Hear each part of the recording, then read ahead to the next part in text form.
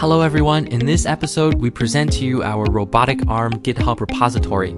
This is an open source 6-axis robotic arm learning platform for students and makers utilizing HighTorque planetary joint module.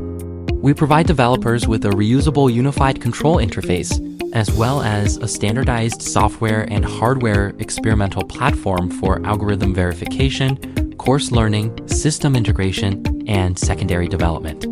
The existing control methods for the robotic arm include C++, Python, and Orals 2. Some of its functions include position, velocity, torque control, impedance control, gravity compensation mode, gravity compensation friction compensation mode, master-slave manipulation, and drag teaching.